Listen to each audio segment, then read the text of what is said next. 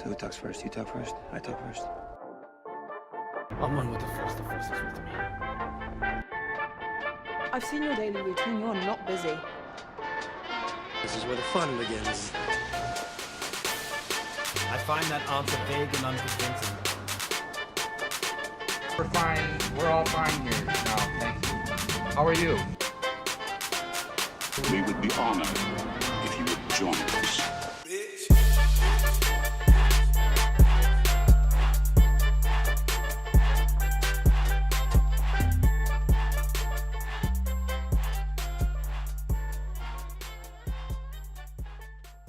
Hey guys, what is up? It is the Cantina Cabana, back to you from the hive of scum and villainy. I am Thomas, and I am joined with James, and we are both recovering from the flu. It is flu season out there, folks. But you guys at home, y'all clicked on this. Y'all are listening. First off, thank you. This is episode 4, Attack of the Clones review. A very I'm still back and forth on this movie or The Phantom Menace as to which one is at the bottom of my totem pole in rankings.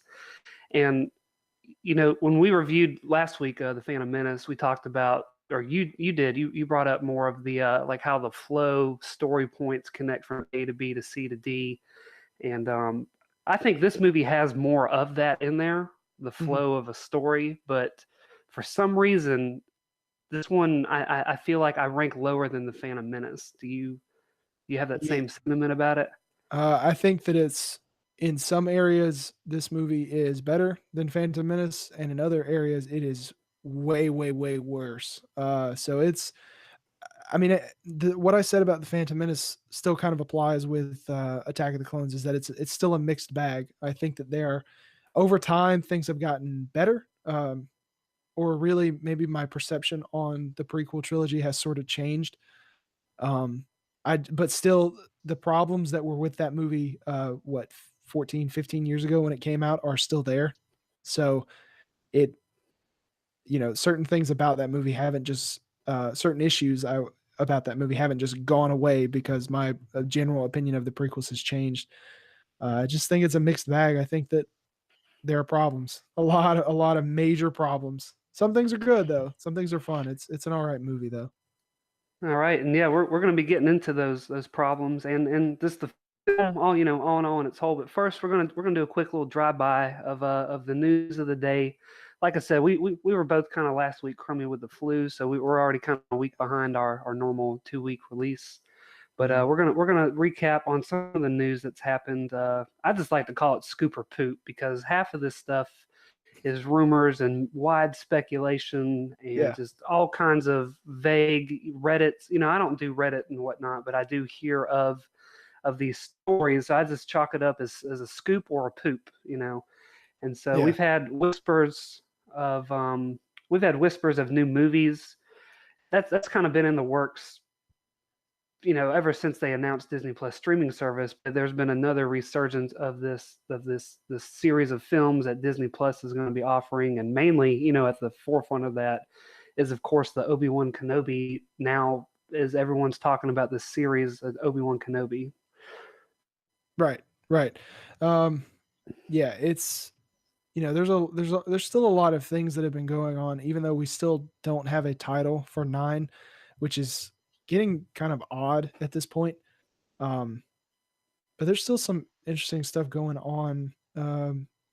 The first thing that you brought up was about the sort of things that we're hearing about different movies and TV shows that are going on. I think what did we already talk about the Benioff and Wise, the Old Republic thing? Yeah, in our last news, but yeah, this is like what's going to be focused on the Disney Plus streaming service, and what's in production, what's kind of being scripted or thrown, what's sticking to the wall or getting thrown to the wall and sticking. And this report, like I said, this was maybe a week and a half, 2 weeks ago, of the Obi-Wan Kenobi topic was brought back up, and now it's at the forefront of this rumor again. Right. And I know that at one point we had a discussion about whether or not we'd prefer to see Obi-Wan as a movie or a TV show. on the Yep. streaming service.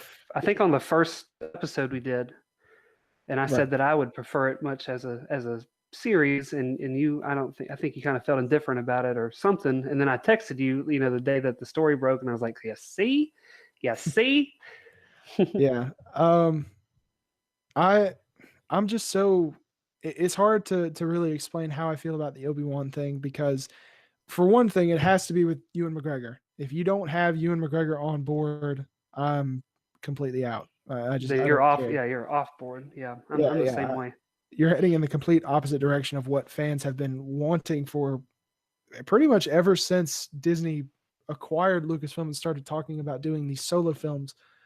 Um, and really, once Solo was announced as kind of the first single spin-off film other than Rogue One, a lot of people had the response of why? Like, why are we focusing on Han Solo when we've got a character like Obi-Wan who's just been chilling out in the desert for 30 And who like we've already 18 been years. introduced to and accepted, and like we all like genuinely appreciate Ewan McGregor for what his portrayal was as Obi-Wan Kenobi. Right. We don't know. Yeah, so that's a whole nother kind of arena. I think everyone kind of falls in that same kind of category with that topic Yeah. of like, why did we do young Han Solo? Here we got Ewan McGregor. He's said repeatedly on reports that he's excited and thrilled about the opportunity to do it, but hasn't been approached. But yet these rumors just keep on, churning out. Other news of the day, just to kind of, like I said, we're going to do a little drive-by of the news to get to our review. Star Wars Celebration panel announcements have been kind of dropping here and there. It's been confirmed people like Ray Park, Ian McDermott are going to be present. Obviously, most of, if not all, the cast of Star Wars Episode 9 is going to be there. We know that's obviously going to happen. And then Jedi Fallen Order, that's going to have its own panel. Hopefully they're going to release some footage. I know that you're kind of antsy about that and excited to see any of that. Yeah. And speaking on that, so usually around June, there's this for anyone who doesn't know, in June, usually there's this big sort of event that happens in California. It's called E3. And this is where a lot of the big video game publishers and companies, they come together and they essentially present to the media and fans the projects that they've been working on and the projects that are coming out over the next couple of years. And it's sort of become a tradition for fans of the gaming industry to keep up with E3 news every year.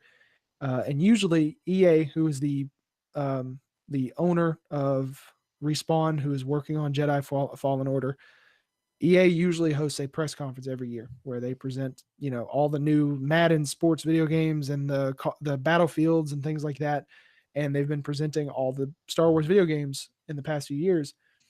Well, recently EA announced that they were not going to the show, that they were not going to be presenting at all this year, which luckily that news came out after it was announced that Fallen Order was going to get a full reveal at Celebration. So as far as we know, that game is still on track to come out in November of this year or October or November. And it looks like we're finally going to see what it looks like or hopefully what it plays like in April. And I'm very excited. I'm really excited. I know that a lot of people feel burned on Battlefront, which I don't blame them for. But this is a Fallen Order. For one thing, it comes from a great developer, Respawn. For anybody who's played Titanfall, great, wonderful games. So I really hope that they can impress people with this. I hope that they can win back some of the favor and the some of the fan base that's really kind of been pushed away with Battlefront. Yeah, it's I remember the trailer that they did for Battlefront 2, and it showed Darth Maul kind of coming out of nowhere on Naboo, Mhm. and it's the clone trooper going, "Sector not clear, not clear." So like that was a really great trailer, for a video game. Again, I've kind of reiterated I'm not a gamer guy, but I certainly appreciate good quality video games, and I Yeah. hear through the grapevine the issues and the struggles with Battlefront and the story Yeah. arc, and if it was kind of cut, dry, simple. I played it, and I actually enjoyed it. I thought it was pretty clever, but you kind of made me see it in a different light on our first episode we did of how you wanted to play as a bad guy, and Yeah. Yeah. You only got what 2 or 3 campaigns to do it. So It was 3 missions. 3 missions three, yeah, total. yeah. Yeah. So I again, I don't play games that much, but I do hear these things, and I'm looking forward to there being more gaming out there for Star Wars. So Mhm. I'm eager to hear everyone's reaction once this trailer, kicks off, presumably at Star Wars Celebration. Yeah. Um, I think it'd be kind of cool if, in October or November when it comes out, I think it'd be kind of cool to like stream us playing it, either one of us playing it, and just try and have some fun with whatever community we have by then. I think it'd be kind of cool, yeah, especially if it's a really story driven, narrative heavy video game. I think it'd be really, really, really fun to try it out and just see yep. if we can Get get your some fun Twitch out of it. account set up. Yeah, yeah. Get one tied up with attached to Cantina and see if that works. Yeah, yep. And then yeah. So moving on, we also bit of an interesting uh, bit of news regarding episode 9. There's a shareholders meeting not too long ago, and a guy by the name of Scott Ladwig, I believe I can pronounce that correctly, was attending the shareholders meeting, and there was footage released to the people with the pocketbooks, with Mhm. Bob Iger. They want to make sure that their money is being well invested during these meetings. And so Yeah. footage was released privately. But this guy, Scott Ladwig, who attended this Disney shareholder meeting, caught a glimpse from episode 9 footage, amongst other things. Now, I'm pulling this from makingstarwarsnews.com. I follow these guys. They are very professional with their news aggregating and Mhm. breaking down. So if you guys listening now, give them a shout out and a listen to, and follow them, because they really do know how to churn news up. So So just they're to fairly give reliable then. fairly reliable, and they have inside sources and stuff like that, and about, I would say, about 90% of their rumor mill that they turn out has been pretty accurate. So they got a good track Yeah. record, I feel like. And I know that there was also just to add into the whole Star Wars footage being shown, there was apparently another shareholders meeting where footage for Avengers Endgame was shown off. Because I remember reading Yeah. about that. I know that Was this this. I before know the it's trailer? Was this before the trailer dropped, or Yes, it was ah, before because I was reading about it Sunday. No, I'm sorry, Saturday night. I was reading about it Saturday night because I saw Captain Marvel Friday, and I I rewatched Infinity War on Saturday and just out of the blue went and looked it up, and it must have happened sometime last week because every post I saw about it was pretty recent, within like a few days. So I guess Disney's kind of amping up both these movies to their shareholders and trying to show off as much footage as possible, which is pretty how many exciting. how many times have you watched the new Endgame trailer? Too many times. Too many Yeah, times. I've seen it at least 20 times, and I even showed it to my wife, who is completely, she tries, like, I give her credit, she tries, and I kind of encourage her, like, hey, you want to watch Avengers, the movie's coming out in a month. And we did, she even made a little timeline thing, but she was kind of, I don't feel like watching it, and like, it's just it's action figures fighting. But I put it on our big TV, and she even said, she's like, it doesn't matter like how much she's disassociated with the franchise. As soon as that music, Mhm. the main theme hits, she cries, man. She's very Yeah. sensitive. But as I soon mean, it as truly is. I know this is a tangent. Like mhm. I know this is a tangent from Star Wars, but I just want to say like, and I actually tweeted about this earlier today. I showed my I saw dad it that about your trailer. dad. Yeah, I saw that. Yeah, I showed my dad that trailer, and I mean, he likes a lot of movies, even ones that are generally seen as terrible. He has a great time with them. But growing up, he never really got into superhero movies the way that I did. He never really cared for them. He liked a few of them, of course. Um, but I remember seeing Infinity War with him. He was completely blown away, and he hadn't even seen everything leading up to it. He hadn't seen like Civil War. He hadn't seen most Oh of the my Captain God. America movies. He had really only watched like Thor 1, 2, and 3, and he'd seen the other Avengers movies. But Uh-huh. I remember after seeing Infinity War, he was completely just like mind blown. And when I showed him Endgame, the trailer for it today, as soon as it was over, he looked at me with these giant eyes, like completely bugged out. And he said, all he could say was, when does that come out? And I said, That's the crazy "Oh, thing is next that month." that trailer doesn't even have like, it has them walking in the suits and whatnot. It doesn't really have like a boom to it. It's not Which is like, great. It doesn't need it. yeah. It doesn't need it. But anyways, this isn't the Swarma Cabana. As much as I would Yeah, love yeah, to yeah, talk yeah. about the Endgames trailer, let's yeah. So there was the shareholders meeting. Footage was revealed, and just for the sake of, we're going to move on to our review. Right. You guys go check out this article, making Star Wars News.net. They put out a lot of great articles and stuff, and so go check them out if you want to go check that out.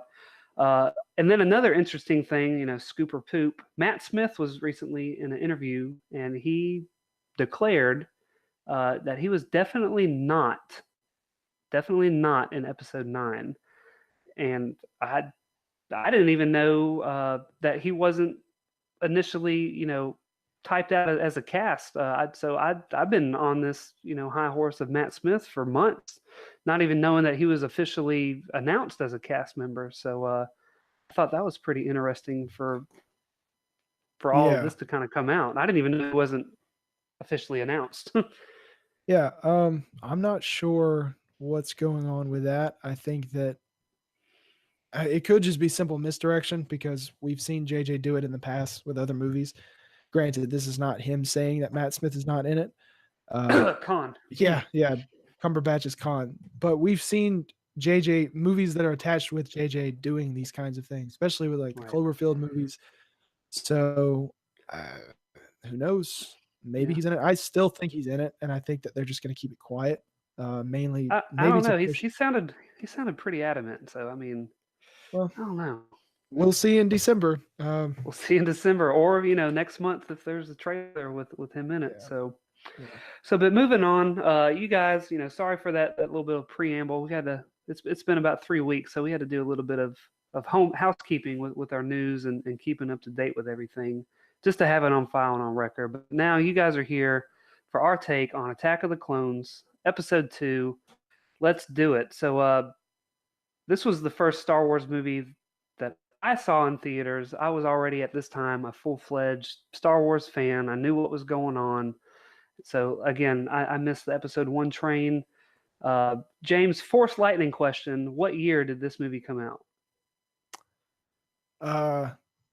2002. You got it, man. You already Yeah. want to know. You're making up for that Family Feud that we did last episode.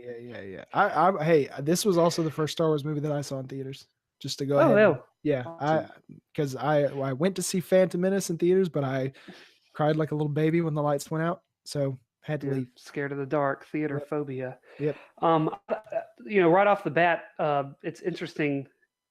Obviously, Episode 1 received a hell of a lot of criticism for what it was and whatnot. So the first thing that I thought that I should give a attaboy or a huge shout out to Jar Jar, well, to George Lucas for having less Jar Jar in this movie. Yeah. I'm sure initially he thought that Jar Jar, he's quoted, Jar Jar's the key to all this. It's just the stupidest quote looking back on it now. So I just want to give him a huge shout out for pulling the plug on Jar Jar, so to speak. I wouldn't say giving in to the fans, but being aware. Yeah. Another initial thing, with my kind of like lack of loving this film, it's so shiny. You can just see the overabundance of green screen in this film, and on top of how shiny and pretty it is, the dialogue is even worse. Yeah. The dialogue is even worse than the Phantom Menace. Yeah, and the speaking on the whole, everything is too shiny. That's actually one of the common criticisms of the prequel trilogy is that it takes place years before the original trilogy, yet all the technology looks way more advanced, when we're supposed to be 20 or so years before the original films, which in a way, I guess the way that I've always thought about it was that once the Empire sort of rose to power and took over, the galaxy, and the galaxy just kind of spiraled out of control. So everything became dirty and gross. It's just that, and of course, I don't know how you would do this, but it isn't, I guess, fully laid out for people in the movies. So that's what they want. But there's really no way you could explain that and make it flow with a film. So Yeah, and that's why you got to give kudos to whenever they were rolling out episode 7 and JJ. What's the two words that you kept constantly hearing was practical effects, practical practical effects. effects, practical And effects. so like kudos to that because like every time I watch Force Awakens, it's like they visually they did that perfect in Yeah. my opinion visually compared to the prequels. Yeah. So that's just kind of my overall. We're opening the lid of the pickle jar. That's my pop of the pickle jar. Mhm. So again, with the fan, we're going to kind of go chronologically to a degree with this film. Starting off with the crawl, I think that I can't even honestly remember the words. I do remember. All I remember is Padme had to come back for a vote. So there's politics going on, but I'm just going to bypass the crawl itself. I happen to really like this intro with the sound in the ship. I think this one pans up.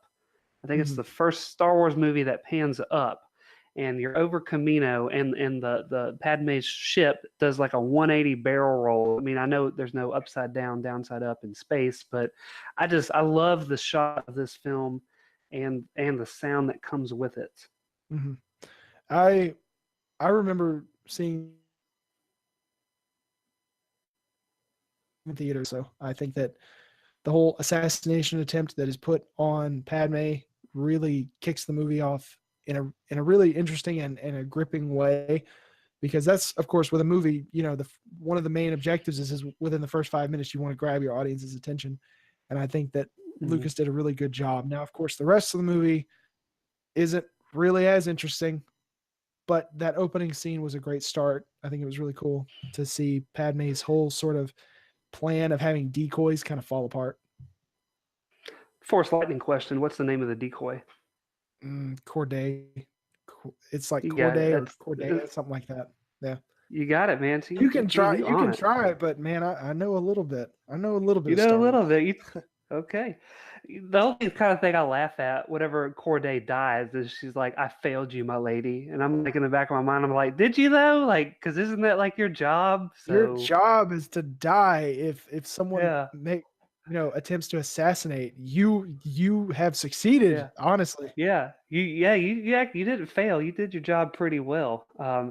But who is failing in this whole prequel is the whole Jedi Council is just they're just hashtag failing. Yeah. They're Yeah. a bunch of freaking idiots, man. Yeah. Count Dooku, Mace Windu, they're having a meeting with Palpatine, and Padme walks in, da da da da da. Padme just arbitrarily says, "I think Count Dooku is behind this," which is, I think, has always been kind of weird and just way out of left field. But then Mace replies with, "Count Dooku was once a Jedi. It's not in his nature. So if he was once a Jedi and now he's not, so doesn't that mean that he's no longer whatever nature I don't know. It's so weird to think Yeah. about, honestly. Yeah. That is one of those things that it just probably wasn't as well thought out as it should have been. But you can tell with this movie what Lucas's main intention was, and that was to create a Shakespearean love story for Anakin and Padme. And I think most people would probably agree that it did not turn out well, especially some of the scenes between. I mean, there's a million different factors as to why that's the case. One of the factors is, of course, the dialogue between the two. And you mentioned earlier that the dialogue in this is somehow worse than Phantom Menace. And really, I think that the only scenes where the dialogue outshines the Phantom Menace in terms of how bad it is are the scenes where it's Padme and Anakin, and it's Padme and just those Anakin two. alone. Yeah. And Yeah. we'll get it. Like I said, we're going chronologically. So once we get onto those, it'll be brought about. And I got a little special request for you to do once we get there. So after the Jedi are just Yeah. kind of sitting on their hands, the next shot is we get Hayden Christensen, in the flesh with Obi-Wan Kenobi, Ewan McGregor in the elevator. I've always liked the elevator scene, them riding up, kind of bantering back and forth. Do you have any comment on this? On Hayden Christensen, or go ahead and give me your Hayden Christensen kind of overallness, since he's So being intro right now. that whole scene in the elevator, yeah, it's kind of nice in a way to see Obi-Wan and Anakin. They've grown up. and there is a hint that they are close friends there. But at the same time, and this was pointed out, I can't remember where I saw this, but I remember hearing either watching a podcast or some kind of video where someone was talking about the relationship between Obi-Wan and Anakin. And it's so bipolar where there will be a scene where they're kind of joking back and forth, and then out of nowhere things turn and get really serious, and Anakin becomes a douchehead all of a sudden. It's all Obi-Wan's fault. Yeah, it's things like that that don't make sense in a lot of different ways, and mainly it's because we skipped what I think it was like what there's like a 5-year difference between Phantom Menace and Attack of the Clones, isn't it? 10. It's not. Oh, 10. Okay. Well, I think that 10 years, that 10-year gap is really important, and it's important for the development of Anakin's character from how he changed as a kid to a full adult. Yippee! Yeah, so it really kind of hinders the movie in a way when it comes to the relationship between Obi-Wan and Anakin. I think that the scene where they're in the elevator is fine, but it really doesn't establish their relationship very well, I think, considering the fact that Anakin's really out of nowhere jumping attitudes as to how he feels about Obi-Wan later. So, Yeah. And just my quick 2 cents on Hayden Christensen, the actor himself. Yeah, in this movie, yeah, sure, he's a little creepy, cringy, at times with the way he delivers his lines. Some of that is bad script, absolutely. At the same time, he didn't do himself any favors with how he was yeah. conveying, anger, angst, emotion, and slight bit of hatred and all that kind of stuff. It just everyone says the word whiny, so it kind of all jumbles, narrows down to the word whiny. Mhm. I still like him. I don't know why I do, and I really honestly can't defend why I like Hayden Christensen, even as Anakin. Yeah, I get a little cringed out and like kind of roll my eyes at lines he says here and there. I like him, but at the same time, he didn't do himself any favors with portraying a young Darth Vader that we all know has he's supposed to portray this inner hatred that we're all expecting out of him, and I know he doesn't deliver, but at the same time, I still can appreciate to a degree Hayden Christensen's performance. Yeah, I don't hold anything against him. I mean, I agree with you. He didn't do himself any favors, but I think that with Hayden Christensen, there are times in both episode 2 and 3 where he really does show some pretty decent acting chops. And of course, I'll talk more about one of those scenes whenever we get to Revenge of the Sith. But I think that a lot of the problem with Christensen stems from, yes, bad writing, but also bad directing on Lucas's part. I think that Lucas had a very split way of how he wanted to portray Anakin, whereas he wanted to portray him as the romantic type, where there's this really strange love story between him and Padme, but then there's this tortured soul who's like harboring pain, I guess you could say, from losing his mom or from being separated from his mom. And it's weird. I don't like the character of Anakin. I don't really blame Hayden Christensen for that so much as I blame Lucas, because at the end of the day, it all falls on the director. So Yeah. that's just how So I yeah, like feel. I said, I don't in any way try to defend Hayden, for his portrayal, because I totally agree with everyone's criticism of him. I don't know, me personally, I happen to be okay with it and can Mhm. look past it. So getting back into the plot of anything, there's a speeder chase that happens because of a droid that drilled a hole through her window, and now Obi-Wan's jumping out of the window, and we enter this speeder bike chase. Just kind of have an action sequence. I Yeah. think it's a little too video gamey, and it's not like the podcasting scene or the pod racing scene where it kind of drags on and on and on, Yeah. much like our podcasts do. Yeah. Yeah. But Sometimes. yeah, but it's okay. Sometimes I just I'll hit the next chapter button because I This think it's kind of silly for Hayden to jump out and then free fall like 100 stories, and Obi-Wan. I hate it when he does that. Like, how often Yeah. does he do that? I think that scene. Okay, so I really like that scene, and I know that so far in this review we're kind of different paths, which is kind of a good. I mean, it's a good thing. It's you can offer takes as to why you don't like it, and I can offer takes as to why I do like it, and vice versa. Um, but I actually really, really, really enjoy that speed racing scene. I think that it's a pretty interesting assassination attempt, another one within the first 15 minutes of the movie on Padme. Um, but I think it shows a lot.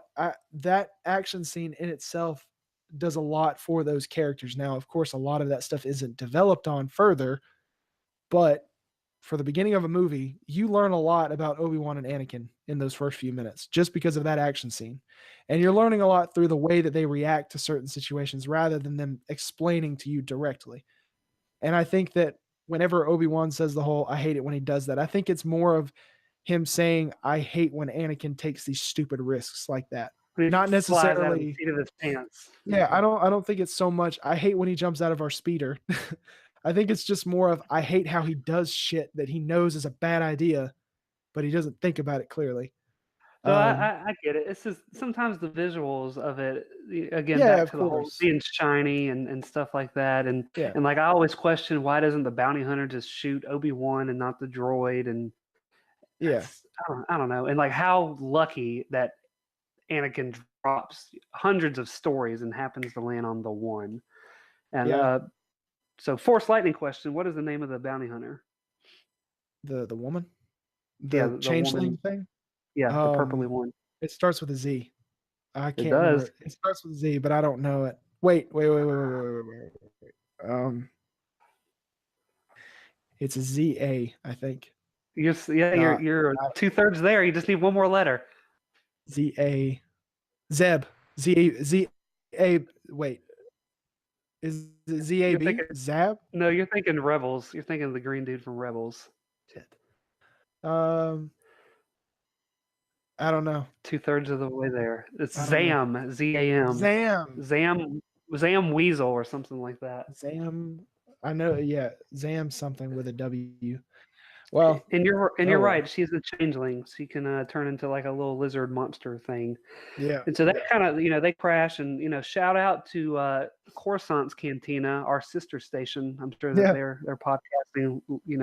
I heard I there are a always bunch like of dicks out there, so I don't know. yeah, man. they selling death sticks and stuff out there to people. It's Yeah, they need to I've get heard the drugs off the street.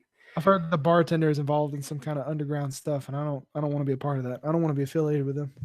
Yeah, I like how there's like space football on in the background. Also see Ahmed Best. I think you see Anthony Daniels makes a little Easter egg appearance. There's a lot of little Easter eggs in that scene. Yeah. Anakin drops. I like that. I like that entire sequence because it does it serves the same purpose as the cantina from the Tatooine scene in Episode 4. You're learning a lot about this new universe, and that's something that Attack of the Clones does do really well, I think, in comparison to the rest of the prequel trilogy, is that it does expand the universe, which is something that the new films haven't really done, in my opinion. But that's a discussion for another time. Yep. So with this latest assassination attempt being squandered, a new plan has arisen between Palpatine and the Jedi Council and Padme and crew. Padme is going to go home to Naboo, and Anakin, is going to escort her, while Obi-Wan is going to go on a crime scene investigation to figure out about this bounty hunter and being from Camino or being from this planet with the saber dart kind of thing that he's doing a little investigation with. So that kind of brings us to our first little what you wanted to talk about with the dialogue with Padme and Anakin. I think Lucas confuses deep dark unrest of Anakin with whining, and that somehow programs into creeper face. Like, oh yeah. Anakin literally sexually assaults Padme with his eyes in that scene where she's folding her clothes, and he's like, "I'm sorry, my lady." Yes, that is some of those scenes are some of the most uncomfortable things to watch, and it's almost as bad as every Jar Jar scene from Phantom Menace. Honestly, it might be Yeah. kind of worse in some way. Like So, I heard the hashtag Me Too movement has already made files against Hayden Christensen for his sexual assault with his eyes. it's not shocking. Seriously, it's really bizarre to just and it George Lucas calls it romance, and like that's them, you know, falling in love with each other because way on in the end of the movie, Padme just said, "I truly, deeply love you," and like there's nothing to back up. Yeah. It's so empty. Basically, Attack of the Clones is the story of a queen of Naboo falling for someone who is way under her age. Like we're talking pedophilia level. And that's actually become like one of the big memes now on prequel memes on Reddit is like people making fun of Padme for liking Anakin as a 10-year-old boy. And she's like got a thing for underage boys at this point. So you've got this borderline pedophilia relationship between a queen and a Jedi. And then you've got creepy, stalkery, rapey Anakin. He's got the rapey. So He's definitely putting out the rapey vibe, and there's a it little gets bit even rapey worse. vibes. It gets even worse. So like I said with Obi-Wan Kenobi, there's Zim got shot at by a bounty hunter that jetpacked out of there. There's a Camino saber dart. He goes to his boy named Dax to Yeah. this 1950s space diner. Which have you always felt weird about that scene being a diner? And I always liked it. yeah, I like Dax. I always wish liked we it could see too. more of him. Yeah, I've always enjoyed him, and a lot of people don't like him because I don't for whatever reason. And continuing on with, I guess kind of continuing on an earlier conversation from a few episodes ago about Ewan McGregor being the best thing of the prequels. I think that his subplot in this movie is the best part of the movie. I think his little investigation Absolutely. is really cool, and it's really fitting for that character. And I know, there's kind of a tradition in Star Wars where the second movie of the trilogy is where all your characters are splitting up and they have to regroup back at the end. That seems to be the tradition. But I think that Obi-Wan's little subplot is probably one of my favorite subplots in in the entire series. Sure, it doesn't have a whole bunch of crazy twists and turns, but it's just Ewan McGregor. It's hard not to root for him in every scene of these movies. Yep, certainly this one, considering the other things that are happening. And so, like Yeah. him finding out about this planet, Camino, it's built by them cloners, So Mhm. he goes back to the Jedi library to do some Googling, and there's no records of it. So he goes to Master Yoda, and I've always liked the scene with the little Padawans. Yes. I've always loved that scene. Truly wonderful, the mind of a child is. And I don't know. It's been a good visual to me. So I just hope those younglings are grown up by the time Revenge of the Sith rolls around. Because Oh hell no! Every they one of don't them want to got be. every one of them got murdered. Yeah, Every one of them. straight up. Spoiler alert. So I've always liked that scene. I just wanted to throw that out there. Yeah, it's pretty good. Just so everyone that's listening knows that there are things that we do like about these movies. I got to get them in when I got to get them in when I can. Now, what's coming up next is Anakin and Padme's arrival to Naboo. And as soon as they get off the boat, and as soon as they walk across this balcony overlooking this magnificent lake and the mountains, and there's an island, and Padme's saying that she used to come out here to swim. Anakin drops the line, and James, I implore you I want you to say the lines, and I want you to say them better than Hayden Christensen. I want to prepare yourself, take your time. For this. I'll put you on the spot. I want you to say the lines. All right. Well, I'm gonna have to. But say them better. I'm gonna look up the. I gotta make sure that I say it all word for word properly. So give me 1 second. While I look this up. Let's see. So like I gotta make sure I say it all perfectly. Natalie's she's given her she come down here as a childhood, and we used to swim to the lake and dry out, and so Anakin's just looking at her. She's wearing a V-backed shirt, and he's just looking at her, and he just I can see the synapses in his brain thinking of what do I say to get in the door. and this is what he comes up with. I don't like sand. It's coarse and rough and irritating, and it gets everywhere. That's the best I can do. It's hard to top old Hayden Christensen. I mean, it really I is. know, I know that the whole thing is to say it better than him, but really, you can't say it better than him because the way that it was said was so bad that it just it sits up there at the top, man. It sits up there at the top of some of the best Star Wars moments in the entire franchise. and that's where sometimes I just fall back on George. I'm like, George, your idea of romance is obscure. But at the same time, like I can see George saying, of course Anakin doesn't like sand. He grew up as a slave on Tatooine, and like so that would remind him of that and give him. I could see George thinking that and justifying the line that way, but it's still like I tried to get you to say it better, you didn't do it, so like No, no. It's just the so, delivery, the way that it's said. It's not an inherently terrible line because yeah, the way that George could have justified it, and I'm sure he probably did in that way, it does not translate very well onto a screen. It's kind of like when a book comes out and people make a movie out of it. There are some things that are said in a book or some events that happen in a book that cannot or be do not replicated. translate.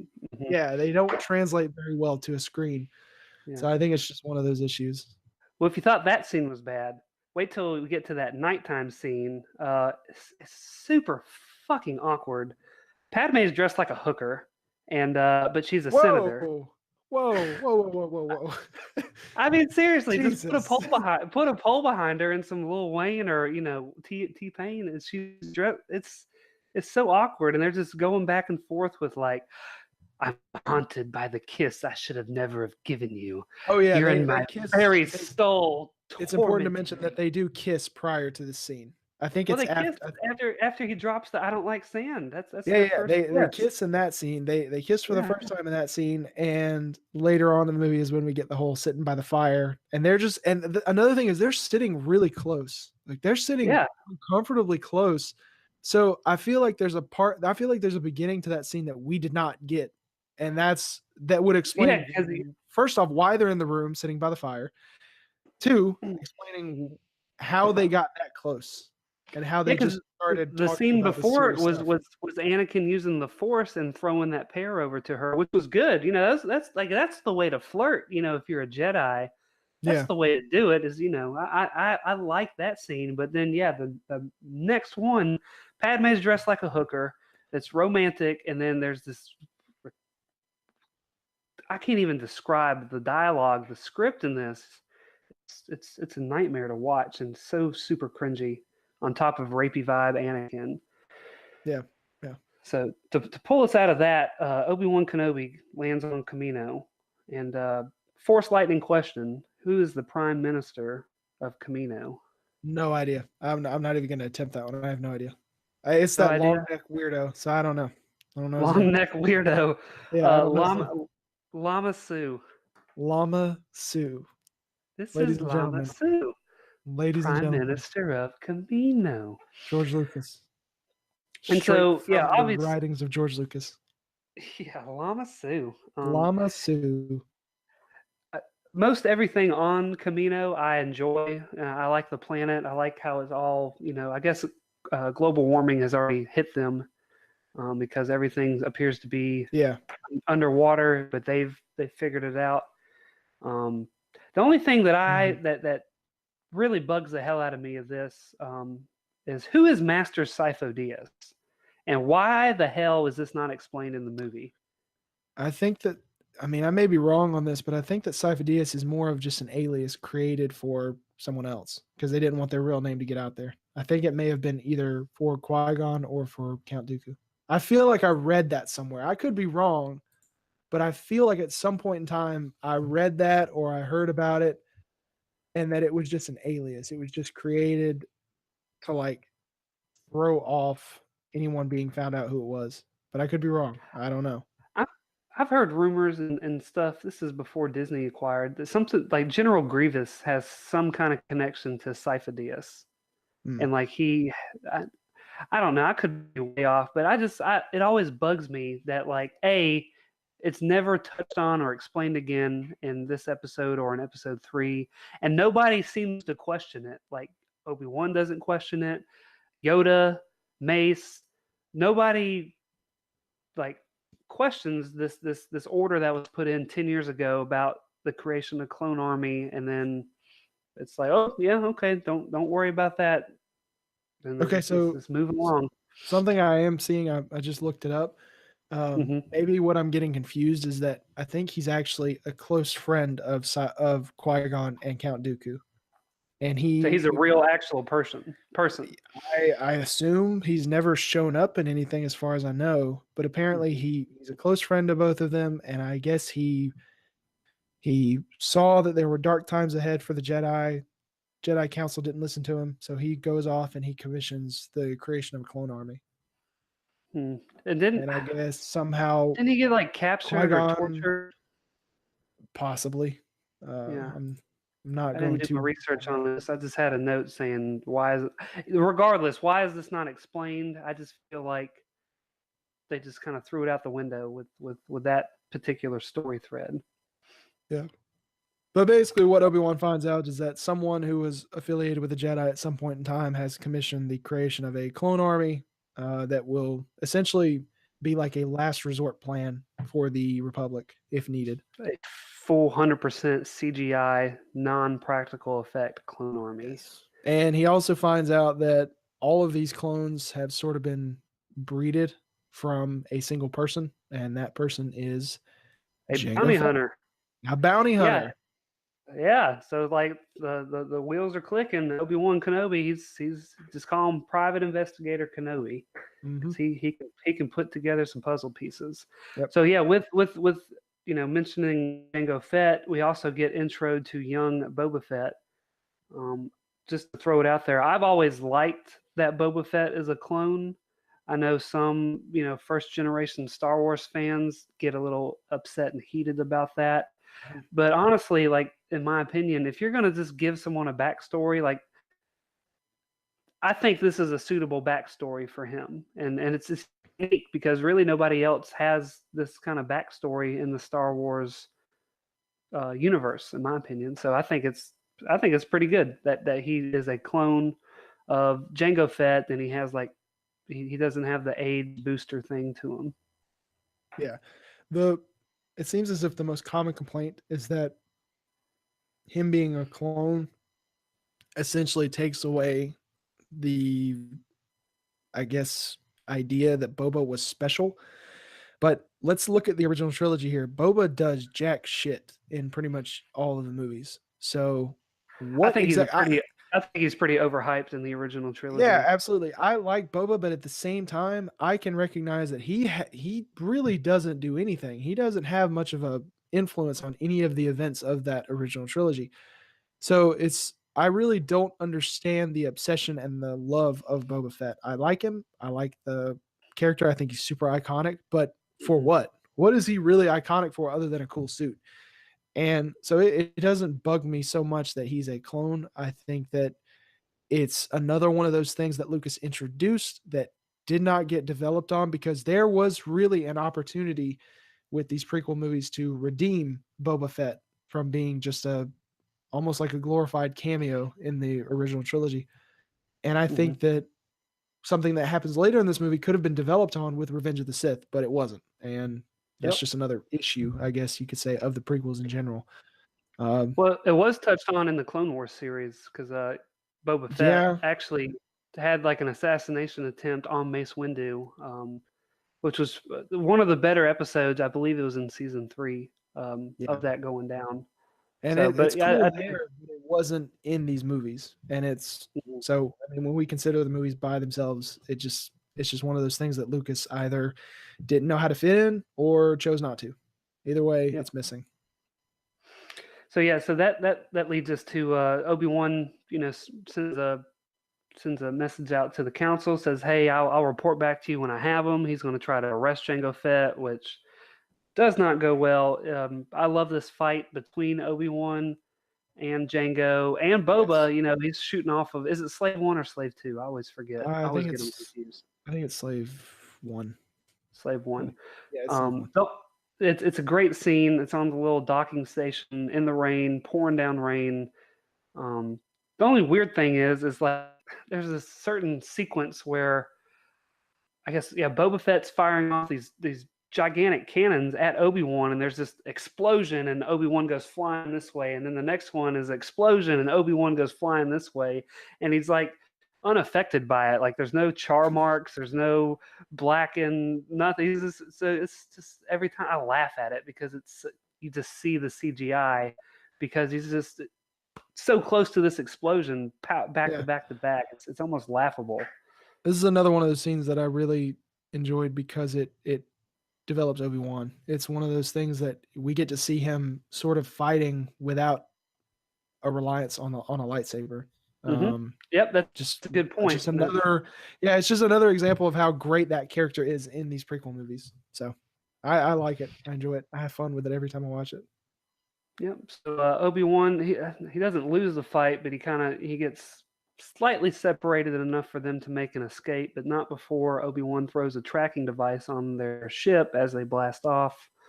I forget how exactly this intercuts with the Anakin Padme scene. I believe we cut to Anakin having a nightmare because he's haunted by a kiss that he should never have gotten.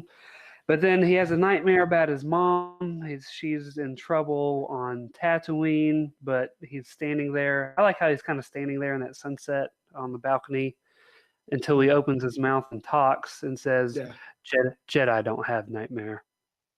Like he's an ape or something. This is weird. Yeah. But so they formulate a plan. He's like, I gotta go see my mom. Padme's like, I'll go with you. And he's like, I'm sorry, I don't have a choice. Okay. He's not responding whatsoever to this. Hey, I'll help you deal with this really stressful event. Yeah. It's just bad. It's terrible. Every one of those scenes with those two. I mean, I guess that's the only, like, honestly, like looking back on it now, that's really the only scene other than when Padme declares her love for him where I can sense some type of affection for Hayden, when he's disturbed by this nightmare that she overheard him having.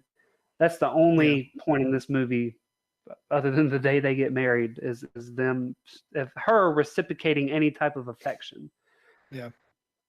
So moving back to the better plot of this movie, Obi-Wan versus Jango, Part 2, but this time with asteroids. And in space. And, yeah, well, you can't have asteroids if they're not in space. So yeah, but I mean, you could. Star Wars, anything can happen. It'd just be called rocks at that point. Well, I mean, it's Star Wars. You could have crystal foxes in Star Wars, so anything can happen. You can have giant craters. Yeah. Anyway, so like this scene is obviously supposed to be reminiscent of Episode 5's asteroid scene, and it does certainly live up to it.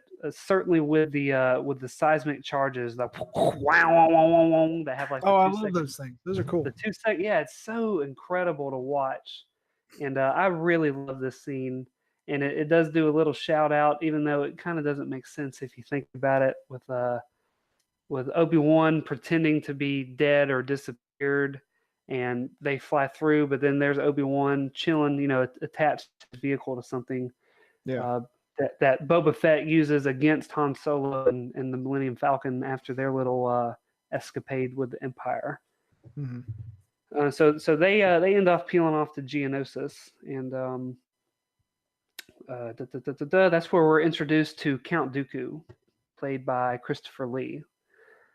Yes. And just my initial, just throwing it out there, I love Christopher Lee. I love him as Sauron in Lord of the Rings, but I think he's a little too old to be this retired Jedi master guy. I just think he's a little too old. I mean, I disagree on that one. I think he's great in the role. Once again, it's one of those underdeveloped villains that Lucas just somehow really shit the bed with in the prequels. So I wish that I had more to go off of when it came to the character himself, but I think that Christopher Lee gave the best performance with what was given. Yeah, and the only reason I say this is because of the there's two fights that Christopher Lee or Count Dooku is in. You know, one in this film, and then one in the next one, where they have to digitally, roll over, recreate his face during this fight because obviously Christopher Lee cannot move like that, and Yeah. it's very every time I watch it, it's always jarring. Like it's so obvious to pick out. Now, compare that with Ian McDermott playing the Emperor, who, unbeknownst to us, is actually Darth Sidious, who has to wield around a lightsaber in the next film. It's okay whenever, like, because I can look beyond that, and because it's Ian McDermott, he's been the Emperor ever since Episode 5. Well, technically ever since Episode 6. Yeah. I just every time I see Christopher Lee's digitally enhanced forehead and white hair that just looks like it always reminds me of you remember the movie The Santa Claus 3 with Tim Allen and Yes. They that had, plastic Santa Claus? Yes. Yes. It looks exactly like that, and I think of that every single time Yeah. that I Yeah. see it. But minor complaint. It's really not a big deal. It's just that's what I have in my notes, and that's what I'm saying. Mhm. So So eventually, Obi-Wan gets captured, right? Obi-Wan gets captured. Yeah. Dooku, yeah. You want to break down that scene maybe a little bit with him hanging in the little floaty chains? I don't remember a whole lot of it, but I remember Obi-Wan gets captured, and this is, like you said, his first time we meet Count Dooku, and basically Count Dooku is working with the Separatists who are on Geonosis, Mm-hmm. and it's kind of it's one of those weird, like, haha, big reveal scene. Yet we have no idea who these people are. We don't know anything about who the Separatists are. We really don't know a lot about them. Why are they separating from the Republic? We don't know who Count Dooku is, and apparently he's somehow affiliated with Qui-Gon in a way. We don't know. It's just this is where the whole mystery angle of Obi-Wan's story falls apart because there doesn't seem to be a clear resolution to his subplot. Yeah, I think that was part of the It's the just opening that scroll. yeah. But it seems like what it was Lucas had to get Obi-Wan from point A to point C, and he got him through point A, point B and a half, and then he realized, wait, I got to get him to point C. But it doesn't make sense the way I've built it up so far. So here he is. He's on Geonosis. That's just all there is. That's just all there is to it, and it just kind of happens. Yeah, so Dooku makes mention to Obi-Wan that what if I told you that the Jedi or the Jedi no longer control the Republic, or the Senate no longer control the Republic, that there's this Dark Lord Sidious. That's the first time this name Sidious has been. No, it was mentioned in the Phantom Menace, but it's mentioned that this evil person, Darth Sidious, is in control of the Republic, and that kind of plays effect into the next movie when it comes to the politics of things and trust amongst Obi-Wan and Anakin, and kind of the big reveal to this whole master scheme that's been dwelling for the duration of these prequels. Mm-hmm. But so after we cut from that scene, I believe that's when we get back to Tatooine. Shout out to, I almost said Sebulba. Shout out to Watto, looking a little bit more scruffier than usual. I love Watto. I think we call that being homeless. Yeah, I think he's as close to homeless as he can possibly get. Yeah. It sounds like, from all the betting that he made with Qui-Gon 10 years ago really affected him, because it looks like I always like to think that was the straw that broke the camel's back to where he ends up now, being all scruffy and there's fleas all over, or fleas and flies all around him. And he's still regretting making all those bets about Anakin, who happens to show up on his doorstep asking where his mom's at. And I sold, so she sold off and got married. So then we go over there. Turns out that she's missing. She's been gone for about a month. We get shout out to Aunt Beru and Uncle Owen. shout out to them. Don't leave the oven on. Uncle Owen being played by a young Joel Edgerton. Tried to remember his Joel name for a second. Being played Yeah, by yeah. Joel Edgerton. I always forget his name too as well. Yeah. But Pretty cool. so yeah, then Anakin goes on and on, or he's like, I'm gonna go. I came here to find my mom. I ain't got time to just accept that she's dead. So he's gonna go, and he gets the speeder bike, and dun dun dun dun dun dun dun dun dun dun dun dun. We get the Duel of Yeah, Fates goes to going. hunt down I kind of goes to hunt down the Tusken Raider camp because she was abducted by Tusken Raiders. So Yep. Shout out to the Jawas there. And this is where, kind of getting back to the dialogue and the angst and the anger of Anakin. This scene with Anakin and his mom is Hayden Christensen's best performance, in my opinion, in this film, and quite possibly in the next film. Yeah.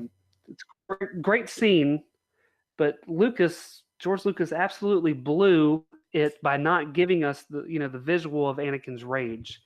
Like he does the slice through of two people, and then it just cuts away.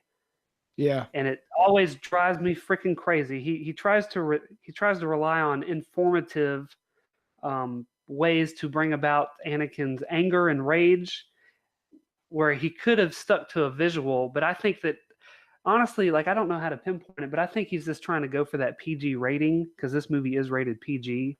right. And it I just think always that- drives me crazy that he just cuts away from that scene with the Tusken Raiders, and we don't get to see anything. It's just another instance of telling, not showing, which Mhm. film is a medium where showing is much is way more preferred than telling. It is so much more interesting to watch something happen on screen rather than to be told something. And I think that was a big issue with that scene. I agree with you. I wish that we got to see Anakin carve up a little more of these people, because I think it would have helped in the long run, especially when it comes to some things that happened in Episode 3 that seem like wild escalations for his character. Mhm. And I'm sure you probably know what I'm talking about, but we'll definitely get into more of it when 3 comes along. But yeah, it's. I think I wish we could have seen more. Yeah, and like I said, Lucas, instead of giving us the visual, like you're saying, this is a movie. He relies on the actors giving an informative way of how they feel and their emotion, and that leads us to Hayden Christensen's second, if not worst, line delivery incidents of not just the men, But but the women and the and children the too. children. I slaughtered them like animals. Like, They died I like hate animals. them. Like, just show us, Lucas. Like, you had it. You literally laid it up to yourself, and then you go with one of your wipe away cuts, and it's And like, then- you could have just showed us. And then Anakin goes and blames Obi-Wan for the entire thing. Yeah, because So- he's holding. He's jealous, and he's holding me back. Like, And it's like, okay, so how did we get to that point? It feels as if there are significant portions of Attack of the Clones missing. Because how the hell did Anakin go from the beginning of the movie where he's kind of bantering with Obi-Wan a little bit, to now it's Obi-Wan's holding me back? Where in the movie does he hold you back? Because we really don't see that play out. So, and they've been separated for the majority of the movie. So yeah, like in the speeder chase, he loses the lightsaber, and Obi-Wan tells him to use patience and this weapon. Like, that's literally like the only time he ever gets onto him, other than which when is they're a perfectly reasonable thing to say to him. He doesn't even say it in like a dickhead manner. when they're in that room, that lounge room with Padme, and Anakin's off his rocker saying, "We will find the man that's trying to kill you, I promise." And Obi-Wan's like, "Well, we're not going to go past our mandate." And then Anakin's being a little bitchy little Anakin saying, "Why not? It's investigations required, blah, blah, blah." And Obi-Wan says, "You will learn your place, young one." And Yeah. I guess that's what Anakin's, pissed off about. I don't know. It I doesn't think that- connect either way. I think that the instances that we've seen where Obi-Wan gets onto Anakin are perfectly reasonable. I think that Anakin is still young, so Obi-Wan being like, "You will learn your place," is more of him saying, "You need to be respectful of people because you're going to get yourself in trouble." It's not you need to stop being so aggressive. It's, dude, shut up. Because you're going to say the wrong shit to someone and they're going to cut your hand off, which, Mhm. looking ahead like old Obi-Wan can do. Yeah. And so yeah, after that scene, I believe it cuts to shout out to Darth Jar Jar, who decides to give immediate emergency powers to the Supreme Chancellor. So it's Yes, all Jar Jar's fault that all this happened because pretty he's the much. Sith Lord. Yep. He gives the Sith final Lord. go-ahead for Palpatine to take over to gain total control of the Republic. It's pretty much building the block for the Empire. So yeah, George Lucas took out a lot of Jar Jar in this movie, but he made sure to give us one more middle finger by making Jar Jar sort of the, I guess, Fulcrum. unintentional architect of the Yeah. thing. Yeah. Yeah, 'cause that's in his nature, which is kind of bizarre. Yep. Like if you really break it down, the whole reason Padme, and she even says it, it's a line in there. The whole reason, and it's in the scroll too. Or I keep saying scroll because I just saw Captain Marvel in the opening. Yeah, scroll. Yeah, where she's there to vote against the creation of a army. Like it's in the scroll, and she says it. But yet this thing is secretive. This creation of this army is secretive. Mhm. Padme's there to vote against it, but then yet Jar Jar is the one to send it in motion, to Yeah. give. Yeah. So sometimes the timeline doesn't match up in mine because they don't discover about this clone army until Obi-Wan discovers it. So why is Right. Padme? Why is the movie opening with Padme in the first place, going there to vote on it? Yeah. Uh, You're right.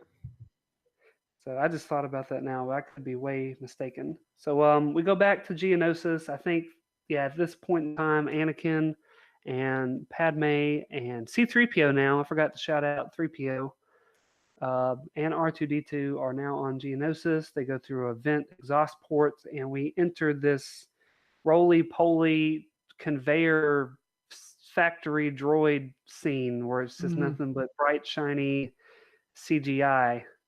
Hey, I like this scene. I Well, don't have much to say about it, but I like that scene. It's fun. well, funny thing that you should say that. You ever heard of this movie called Minority Report? I've never seen it though. I've always wanted to. I could just never find it anywhere. Well, it has a very similar scene in that movie, directed by Steven Spielberg. Came out Really? in 2002. Both the main characters get their hands stuck, and George Lucas and Steven Spielberg are friends. Uh-huh. Coincidence? Maybe. Probably not. I mean, who knows? People borrow from each other all the time. Yeah, it's just it's fine. I mean, but it's silly at the same time. It's one of those like, hey, this is where the kids are really gonna laugh and have the Really, yes about. it's more to just keep the kids from falling asleep Yeah, because probably. Attack of the Clones is fairly boring up until the very end. Yep. So and then so they get captured, and Padme's in a barrel. R2 Almost gets comes in covered in lava. with his rocket pack. So that's a whole nother, we can get down that little rabbit hole. R2 and his little rocket packs that we've never seen before in the OT trilogy. But whatever. It's got a rocket pack, saves the day Although with he does use the rocket packs in the Lego Star Wars video game, so I mean it's there. Well, he didn't use it in episode 4 or in episode 5 or in But he did episode it in the Lego Star Wars games. He did it in there. It's fantastic. So we get to Padme. They get captured and they're going to be sent to this gladiator arena for execution. Padme declares her love for Anakin, and the music hits, and they kiss, and we're all As they're the being rolled audience. out to their death, pretty much. The audience is just crying at this point because these two star-crossed lovers are just totally, they're dying together. It's Mhm. beautiful. So yeah, Gladiator Arena. Obi-Wan's chained up. Who says I have a bad feeling about this? Which one? Anakin. I think you're right. 'Cause I honestly Yeah, it was forgot and Anakin. didn't know. Okay, yep. So why don't you go ahead and kind of break this down because you said that you really enjoyed this scene. So break Yeah, down the I like next. the scene. It's fun. I think that Attack of the Clones, for it being a mixed bag, as I said before. This is one of the highlights of the movie. It's pretty much from here to the end. I enjoy it. It's Mhm. some people think it's dumb. Some people think it's a CGI overload. I disagree. I think it's awesome. So they get chained up at these three poles, and then the Geonosians release three different monsters. Each one of them, their specific goal is to kill each one of these individual people. And we get to see all three of these characters essentially escape from the chains, mainly thanks to Padme having a lockpick, like a hairpin that she just uses. Mhm. And I love that scene. I love seeing them each have to take on this little personal challenge. Um, and then of course, the man who saves the day, Mace Windu. Mace Windu shows up, gets his That way purple up to lightsaber. Yep, this is the first time we see it. He goes up to the little private box where Count Dooku is hanging out with Jango and Boba, as well as the leader of the Geonosians, and he pretty much starts this fight between all the Geonosians, Jango Fett, and the entire Jedi Council. Turns out they're all just One hanging of out in the crowd. one of my favorite scenes is yeah, they have the stadium and you just see blue, green, just Yes, all it's over the awesome. arena.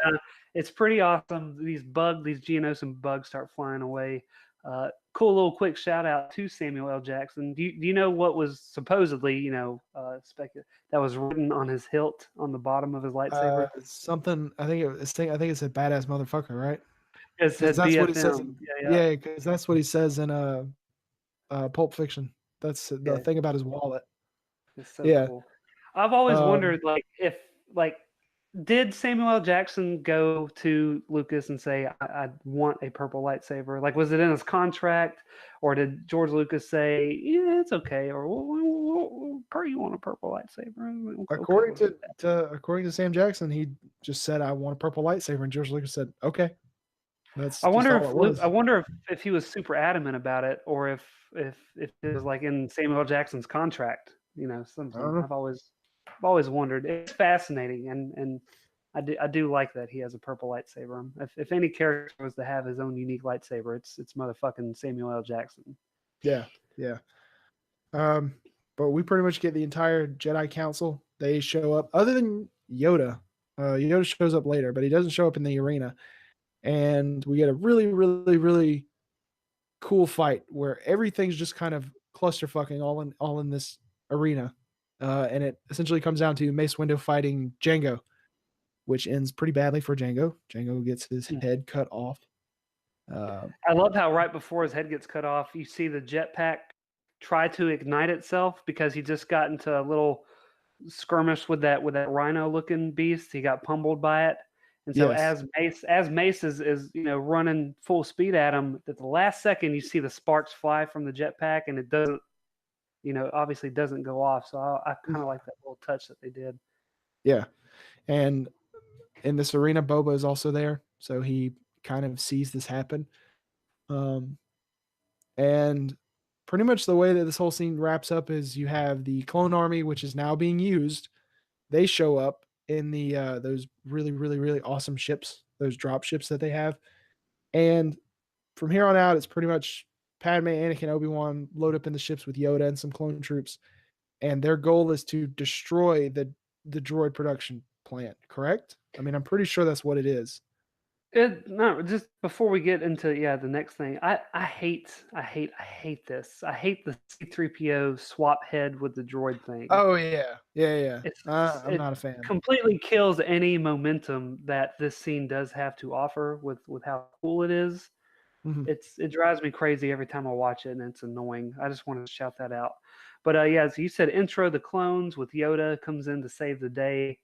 Um, that wide shot of the of that one ship lifting up, and it's like that close to the camera, and you see the rockets kind of reloading in the ship, and then Yeah, you see at large outside of the stadium this huge scaled ships coming down.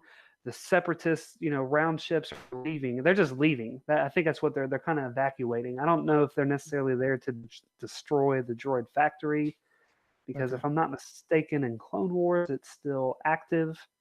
okay. um, they're just Um, escaping. One thing we forgot to mention is that it's also we see some plans about the Death Star in the like Geonosian hangout room where Count Dooku is. So it seems as if the initial plans for the Death Star kind of originated from Geonosia. So that was pretty cool. Pretty cool little hint at what's to come later. Cool little Easter egg, cool little shout out, and yeah, I think that is touched a little bit more in the Clone Wars, with the original plans. Now we get more from Rogue One. Yeah, I think that's how it is. And correct me if I'm wrong, Internet. That the Geonosians kind of have the body makeup, build, structure, design of the Death Star, but it takes Galen Erso. I haven't read Catalyst in a really long time. It takes Galen Erso to develop the idea for the energy source of the kyber crystals to be used as the laser, the weaponized mechanism itself. So yeah, like you said, it's a pretty cool little shout out. So Count Dooku has the plans, and he is trying to elude capture from the Jedi and the clones. They have a pretty cool little chase sequence. Padme gets ejected off of the spaceship. Anakin throws a little freaks out, throws a little temper tantrum, says that he's gonna. Obi-Wan says you're gonna be expelled by the Jedi Order if you don't shut the hell up and get on with the mission. He's like, I don't care, and eventually calms her down. Yoda, I love how it cuts to Yoda, who's way off somewhere else, and he just like, I love it. It's so good. The whole fight sequence with the battle droids, and I think like one of them comes down and there's dust everywhere and there's this lasers flipping flying everywhere is so cool. Even though the clones are 100% CGI, not one clone was real. There's no person. It is what it is, so to speak. But still, nevertheless, cool. So Obi-Wan and Anakin get to a hangar bay that Count Dooku's at to get into a bigger spaceship and take it away with the next little bit that what you got to offer.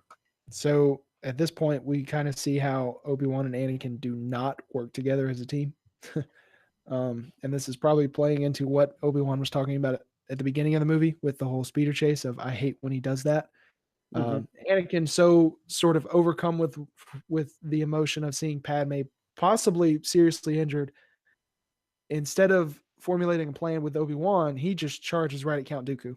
Count Dooku ain't playing none of that. Zaps his ass, throws him across the room. Anakin's hurt. And then at this point, Obi-Wan and Count Dooku fight a little bit. A little bit. Yeah, a little bit. Obi-Wan gets a little cut on his leg and is immediately taken out of the fight, which we'll see the same kind of thing happen in Revenge of the Sith, where Obi-Wan just for some reason cannot make it against Count Dooku. Like he can't put up a fight against him. I think that honestly, like I think it goes to like because Christopher Lee is old, so he can't fight that well, so we have to take out Obi-Wan a little bit easier than normal. So it's like if it, in my opinion, it factors in because it's Christopher Lee and he's an older gentleman. Right. That they have to just kind of get Obi-Wan out of the picture quickly. So Anakin still pissy, still mad that now he's had to see his girlfriend get hurt and he's been zapped. He attacks Count Dooku again using both Obi-Wan and his lightsaber. Cuts the electricity off. For some stupid ass reason, cuts the electricity off. Has a flashlight dance and just goes. Granted, pretty cool visual, I think. I thought it was pretty neat. No doubt. But long story short, Anakin isn't well prepared to take on Dooku. Gets his arm cut off. The first of many limbs to be cut off. Gets his arm cut off, and he is taken out of the fight, which in his case makes total sense. Obi-Wan's got a little cut on his leg. No way. Wouldn't be out. Anakin, I understand. He can take a break. He can take him a little water break. Take a seat, young Skywalker. So it seems as if our heroes have lost. Count Dooku is about to get away when you hear the little clack, clack, clack of the walking stick. Here comes little green man Yoda. He I says, don't think "No." we've ever talked about this, so I'm really curious. This is a very divisive moment for a lot of people. Um, some people really enjoy Attack of the Clones. Some people really hate Attack of the Clones. This is one of those things that I don't think I've ever heard a consistent opinion on from people. Is that you either hate it or you love it. There's no real in between for this. Yoda shows up and him and Count Dooku exchange some force powers for a few seconds. It's like lightning back and forth. Dooku throwing objects at Yoda. Sizing each other up. Yeah, it's really cool. Like it's a really cool moment of seeing them use the Force. And I think really the issue comes in where Count Dooku says the line, clearly this battle will not be determined by our abilities in the Force, but rather with our abilities with a lightsaber. Now I know I quoted it wrong, but I think you got it. Yeah. the issue that a lot of people seem to have is that in that moment the Force is kind of devalued in exchange for a lightsaber fight. And I agree that I can't stand. I think that's stupid. I think for them to say that a lightsaber, your ability to use a lightsaber is more important than your ability to use the Force is I don't think completely it out of says left it's more field. important. I just think it's saying that like we're on equal ground. We both know our force lightning stuff. We both. I think that's just saying, well, hey, we can't seem to get the upper hand on the other person, so we got to whip out our blade now and go to It town on just each other. it feels weird. It's a weird thing to say. Maybe it's just the line itself. Uh-huh. But I'm I not don't like it. defending it. I've never really brought issue with it, so it's interesting to talk. I just wanted to get your take on the actual visual. For that, I have no problem with it. It's I'm talking about Yoda twirling around doing barrel rolls and backflips. I want to get your take on that yeah, of that this. I don't mind it. Now, of course, there is a disconnect where why is he hobbling around like a cripple, yet magically using a lightsaber, he is the most acrobatic, just all over the place kind of person. Hmm. Yeah, it doesn't make sense, and there's no way that Lucas could have explained it. But I think it was kind of cool, and even to this day, I think it's kind of neat. It's one of those things that I would have never expected Yoda to do that. So I don't mind I'm it so much. I'm kind of almost right there with you. It's just it is like how you said. It's you can't really excuse it or explain it in a way that because it's a movie. Like it's just a movie. So this guy, he knows how to use the force. He's 800 years old. He comes in hobbling on a cane, and then he leaves. He does all these somersaults and backflips. And, yeah, like he just goes to Yeah. town. And some of it's a little silly, but I can. I'll tell you this: like I wouldn't not want Yoda to be fighting in this film. Mhm. It's just sometimes I think they just kind of pushed it to the extreme a little bit with all of his jumping around like a little tree frog squirrel and just I didn't Yeah, like some of those things of it. I think that if they took that scene out where he doesn't even show up, it would have really hurt the movie because you Hmm. would have Anakin and Obi-Wan just get completely dismantled by Count Dooku, and then he Hmm. just leaves. He just dips out. Yeah, And of course, I yeah. mean, you could say, well, in the next movie at the beginning, they rematch, but it, their skill level that they show in the next film compared to this one is so, I mean, just two completely different ends of the spectrum. Well, So let me ask I you a don't know. question. I literally just thought of this. Would it have been better if it would have been Mace Windu instead of Yoda? No, I think that it was the right choice with Yoda. I really Okay. do. I think it was the right choice. I think that Mace Windu gets his moment to shine at the beginning of the Battle of Geonosia, as well as the whole scene that happens in Revenge of the Sith. I think that he gets his time to shine. So I think Yoda was one of those things that we had never seen Yoda really present in a battle up till that point. So it was Right. cool for Lucas to finally answer that question of like, this is why he runs the Jedi Council. This Hmm. is why he is the top of the top, you know? He can be the brain and the muscle at the same time, Yeah. Yeah. so to So speak. I don't have a problem with that scene at all. I Yeah, like really enjoy it. I don't yeah, I don't take too much angst against it. It's just sometimes it is a little distracting to Right. just see and But moving on, I mean, there's really not much, honestly, to move on to. Yoda decides to save Anakin and Obi-Wan from these rocks falling on them, Yeah. tower structure thing. Count Dooku slips away with the plans to this Death Star intact. He pieces out to Coruscant, ironically enough. Um, Force Lightning question: what is Count Dooku's Sith name? Darth Tyrannus There you or go. Tyrannus, Okay, however you want to pronounce it. you got it, man. You did excellent today. So yeah, he's getting attaboy from Darth Sidious, who, unbeknownst to the audience, we don't know who he is. And then we get a cool little scene of the clone army assembling. I don't know what building it's in, but it's in front of Palpatine and like Bail Organa. Yeah. Couple, I think Jar Jar's there too, probably not saying anything. And And then it's we get a basically little. when we get to see like the full scale of what has now just been introduced. And I So think they it's slip you a little bit of Imperial March into that as well. yeah. So that I think at that moment is when people are like, "Oh shit, I know exactly where this is going," because they look like stormtroopers. We're hearing music like stormtroopers. They're probably going to become stormtroopers. So there is a nice little bit of foreshadowing on Lucas's part, I think. hmm Yep. And so then we cut. I think. Well, yeah, Mace, or is it Obi-Wan?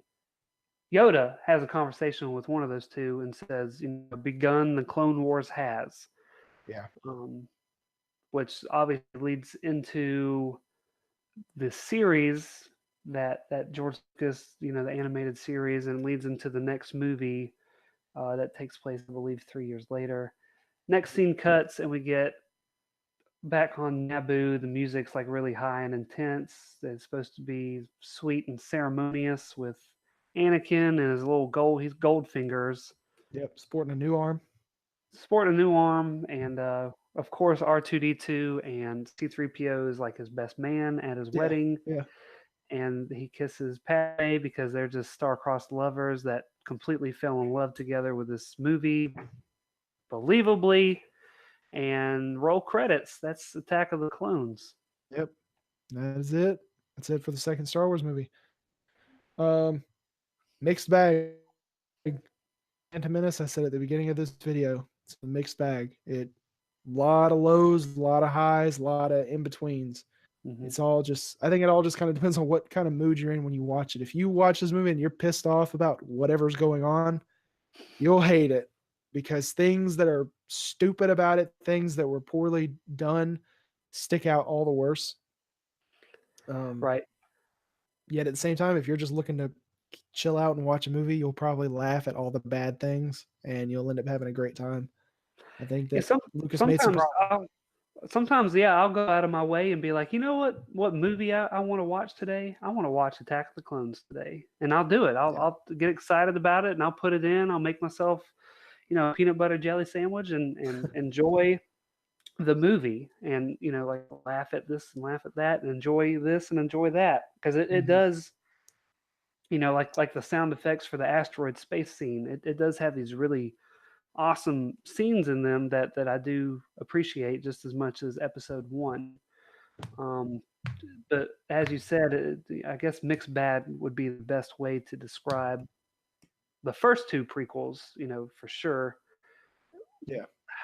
I still don't quite know where I rank compared to episode one. I think that's just going to have to be saved for our episode rankings show that we'll have to do one day. I don't know if we're going to do that before or after episode 9 comes out, but I think what might be good is that starting with Revenge of the Sith, we can rank those 3 movies, like from least favorite to your most favorite of those 3.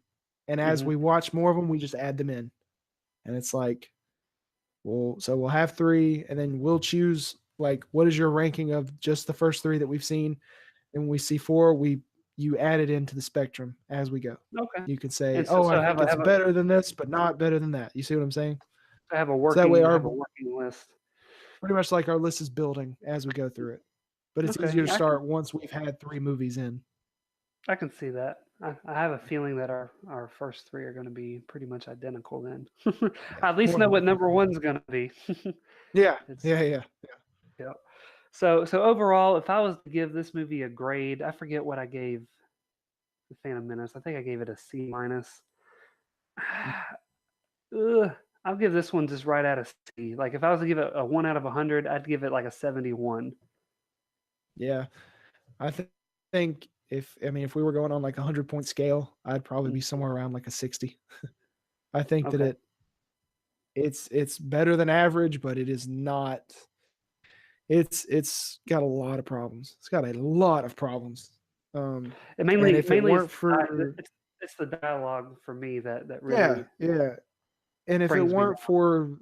if it weren't for the 75% of Obi-Wan's subplot, as well as the ending 30 minutes, this would be probably in the 30s or 40s range if it weren't for those things.